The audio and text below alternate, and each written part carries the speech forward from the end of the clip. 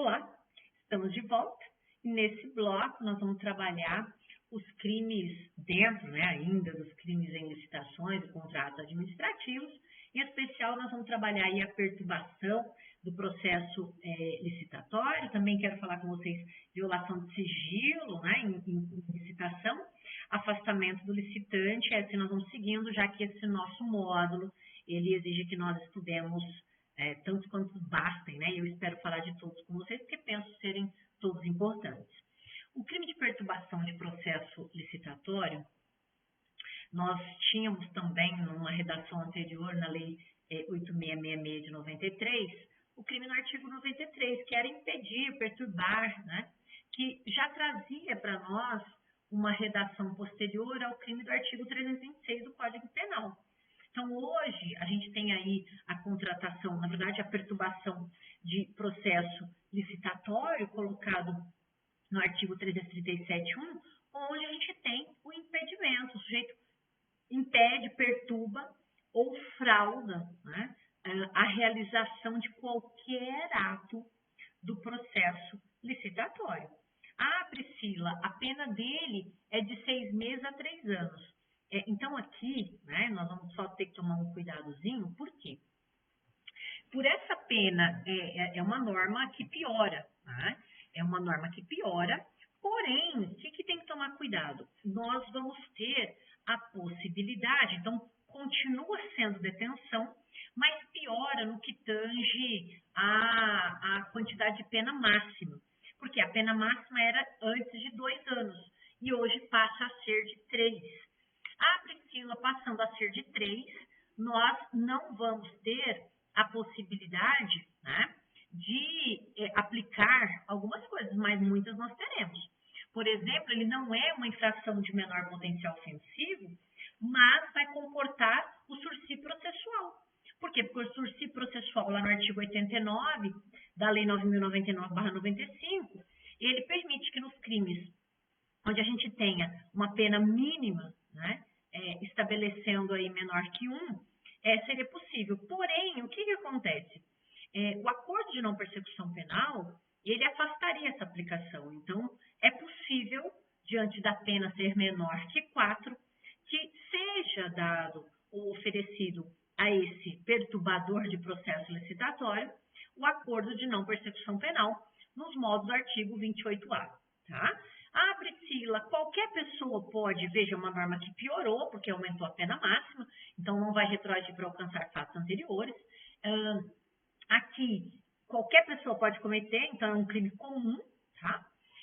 Com relação ao sujeito passivo, sempre o Estado, em regra aqui, não tem, condicionada, na verdade, a ação penal pública é incondicionada, então o Estado, mas a gente pode ter aqui como um preceito secundário, e a doutrina assim coloca, o licitante como sendo aquele que foi prejudicado, pela característica fraudulenta, por essa perturbação no processo licitatório. Porém, o que é essa perturbação? Nós temos 2 verbos, um deles é impedir, então ele vai causar obstáculo, ele vai obstruir, ele vai obstar, e ele vai perturbar. Então, o que é perturbar? Ele vai embaraçar, ele vai causar um problema para que o processo licitatório não aconteça. Priscila, e fraudar? Fraudar, ele vai empregar algum meio com engodo, ele emprega engodo, ele coloca meio ardiloso, o engodo, ele emprega fraude para poder obstar esse processo licitatório, tá? Lembrando que o crime de perturbação de processo licitatório é um crime doloso. Então, eu não tenho exigência de dolo específico, E por ser doloso, nós não vamos punir a título de culpa. Tá, Priscila, mas e como que vai acontecer a consumação? Veja, na modalidade impedir, é preciso que o ato do processo licitatório efetivamente deixe de ser praticado para que se consuma. Para que ele se consuma. Já na modalidade perturbar, a consumação, é indispensável que o ato do procedimento deixe de ocorrer, bastando que, de alguma forma, o agente trouxesse uma importunação licitação, né? Uma dificuldade. E no preceito fraudulento, ele é consumado apenas se o ato praticado, né, ou se o ato for praticado em decorrência aí dessa ação ardilosa. Priscila, de quem que é essa titularidade? Vocês sabem que o artigo 24 do Código de Processo Penal, ele fala, se nada dispuser em contrário, a titularidade é de ação penal pública incondicionada. Tudo bem? Então, pode ser praticado aí, né, por qualquer pessoa, a gente tem aí um crime comum, tá? E ele pode praticar sozinho ou se juntar a mais pessoas. Por quê? Porque é um crime de concurso eventual, tá? E ele pode fazer isso sem uma vinculação específica determinando o impedimento ou a perturbação dessa fraude. Tranquilo? O próximo crime é o crime de violação de sigilo em licitação. Nós temos os crimes de violação de sigilo profissional, nós temos o crime de sigilo funcional, em especial, né, nós temos o crime de violação de sigilo de segredo profissional no 154, de sigilo funcional no 325 do nosso Código Penal.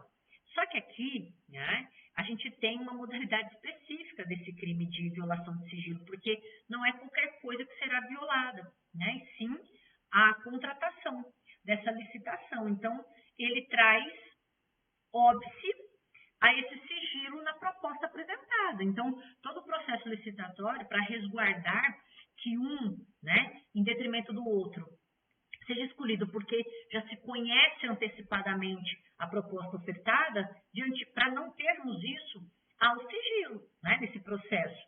E aí, quem faz a violação desse sigilo viola a proposta, né, aí, ou proporciona que um terceiro tenha conhecimento na hipótese aí de devassar ou violar, né, esse sigilo em licitação. Tudo bem? Priscila, a pena. Aqui, a pena, em regra, ela foi mantida. Então, a gente tem detenção de 2 anos, né, a 3 anos de multa. Então, com relação à pena, nada mudou, tá? Aqui, cuidado, porque se são 2 anos, não é julgado pelo GCRIM, mas nós temos a possibilidade de admissão do acordo de não persecução penal, porque a pena mínima é inferior a 4 anos, tá? Então, ele vai poder fazer acordo com o Estado. Quem comete esse crime? Qualquer pessoa. Qualquer pessoa, não exige na ação nuclear uma pessoa específica, tá? Então, qualquer pessoa pode cometer o crime de violação de sigilo em licitação. Aí a gente tem o Estado como sujeito passivo, né, em regra, e de forma subsidiária, aquelas pessoas que estavam em processo de licitação. Por quê? Porque eles seriam prejudicados por essa violação desse segredo, né, pelo conhecimento da proposta de forma antecipada. Com relação à palavra devassar, né, que seria devassar, invadir, corromper. E o que seria proporcionar? Porque se vocês pegarem, né, o artigo 337J, ele fala devassar ou proporcionar a terceiro que faça o ensejo dessa questão devassada. Então, proporcionar, ele facilita. Ele cria a oportunidade, ele propicia que um terceiro conheça disso, e não necessariamente só ele, tá? Então, é um crime de ação múltipla e conteúdo variado. Lembrando que é um crime doloso e, por falta de ausência de determinação legal, nós não vamos punir a título de culpa, tá certo? Professora, mas com relação ao verbo devassar, o crime é material. Por quê? Porque se consuma com a efetiva, né? Na verdade, com a efetiva devassa, né, do sigilo, independente aí da ocorrência de prejuízo. Com relação a perturbar, a doutrina entende ser um crime formal, porque consuma-se com um ato de proporcionar a terceiro, né, que ele tenha a oportunidade de violação desse sigilo, mesmo que o sigilo não seja violado. Tudo bem? Priscila, titularidade do Estado pode ser cometido por uma pessoa sozinha ou, de forma eventual, ela pode se unir a mais pessoas. Por fim, não menos importante, vamos falar aí do afastamento de licitante, que está colocado lá no artigo 300, deixa eu pôr aqui para vocês, lá no artigo 337, na letra K, esse crime, nós vamos falar desse, se eu conseguir eu falo um pouquinho aí de fraude em licitação e a gente encerra esse bloco e partimos para o nosso último bloco, tá? Então, esse crime de afastamento de licitante, ele também tinha tipificação na lei antecedente, lá no artigo 95, tá? Então, o que acontece? Qual que é essa figura típica? Nós temos uma norma que piorou. Por que piorou? Porque a pena modifica, né? Ela passa a ser de 3 a 5 anos, quando ela era de 2 a 4. Então, se piora, você já sabe que estamos diante de uma novatio legis impégios e que não vai haver a retroatividade dessa lei. Tudo bem? Ah, Priscila, nós não temos possibilidade de aplicação do GCRIM, né? Porque a pena passa de 2 anos, então não é uma infração de menor potencialidade lesiva, tá? O que a gente precisa saber é que eu tenho lá no parágrafo único, então eu vou ter pena para quem afasta ou tenta aí afastar, né, licitante com emprego de violência. Então eu ameaço, falo, você vai lá naquela licitação, eu te arrebento, né? Então, ou ele fala, você não quer um dinheiro, deixa de concorrer. Só que também, né, vai responder pela mesma pena quem se abstém ou, veja bem, ou desiste de licitar em razão de ter recebido a vantagem. Então, nós temos várias figuras nucleares aqui, certo? Primeira delas, qualquer pessoa pode cometer esse crime, tá? Veja que eu tenho afastar ou tentar afastar.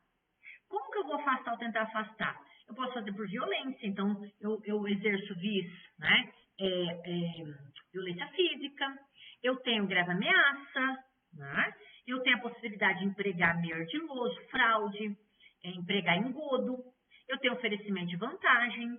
Então, essas são as formas pelas quais eu vou tentar afastar esse licitante, espantando esse licitante do processo licitatório. E vejam que, sem prejuízo, né, se essa violência causa um crime mais grave, a doutrina entende ser possível que ele possa ser responsabilizado, evidentemente, pela violência causada. Então, se ele vai afastar alguém e dar um soco na pessoa e ela tem alguma espécie de lesão, nada óbvio que de forma material ou por um concurso material, possa ele responder pela violência também praticada, tá? Porém, o crime aqui vai se consumar, e aqui a gente tem que lembrar o seguinte, esse crime é uma modalidade de crime de atentado. Por quê? Os crimes de atentado, eles punem a tentativa da mesma forma que punem a consumação. Então, a gente usa a teoria subjetiva, né? Levando em consideração a vontade do agente. Então, o crime se consuma com a prática da conduta de afastar o licitante ou tentar afastar por meio da violência, né? Lembrando que ele pode, são vários atos praticados, ele pode cometer o crime sozinho ou pode cometer unindo-se a mais pessoas, lembrando que se trata de um crime aqui de ação penal pública condicionada, tá certo? Aliás, incondicionada. Para a gente fechar, deixa eu pôr aqui para vocês. Para a gente fechar, deixa eu ver aqui onde que tá. Para a gente fechar esse bloco, vamos falar do último aí, que é fraude em licitação ou contrato, que são, assim, as modalidades que mais acontecem, né? Deixa eu ver se eu consigo colocar aí para vocês no slide. Deixa eu ver se eu consigo colocar. Aqui, ó.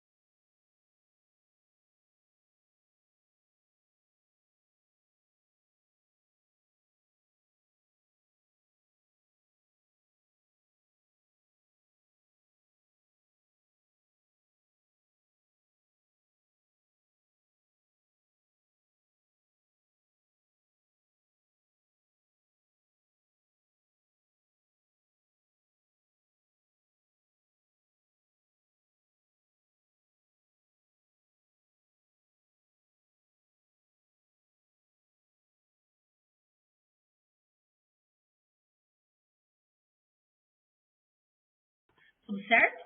Então, só para vocês verem, porque são ações nucleares, são muitas, né, formas aqui de fraude nessa licitação desse contrato. E eu gosto de falar desse, por quê? Porque é uma norma que piorou. Nós tivemos a retirada do inciso 1º, né, na norma antecedente, mas não quer dizer que aconteceu uma abolição criminosa, porque a conduta descrita no inciso 1º antecedente, que falava de elevar arbitrariamente os preços, ela passa a estar descrita na redação atual, lá no inciso 5º, tá? E por causa da pena, que é grandiosa aí, né? Eu coloquei para vocês um quadrinho aí, 4 a 8 anos de multa, nós não vamos ter a possibilidade de aplicar os institutos da Lei 9.099 e também não há possibilidade de fazer acordo de não persecução penal, tá bom? Com relação à sujeição ativa, nós temos aí divergências doutrinárias. O professor Guilherme de Souza Nutti entende que é um crime próprio, então só pode ser praticado pelo licitante ou pelo contratado. E o professor César Roberto Bittencourt, aliás, eles são sempre divergentes. O professor César Roberto Bittencourt, ele fala que, mesmo que, na maioria das vezes, ele pode ser praticado pelo licitante ou contratado, ele é um crime que pode ser praticado por qualquer pessoa, tá? Esse é o posicionamento do professor César Roberto Bittencourt. Com relação à questão de fraudar e engana, né? É um tipo penal doloso, então não vamos ter a possibilidade, foi sem querer que eu troquei o macarrão X pelo Y na alimentação, né? Então não tem como nós punirmos a título de culpa, tá? Lembrando que, por ser em regra um crime plurissubsistente, vai ser admitida a tentativa, tá bom? Então assim, nós encerramos mais esse bloco. Espero vocês para o nosso último bloco. Até já. Tchau, tchau.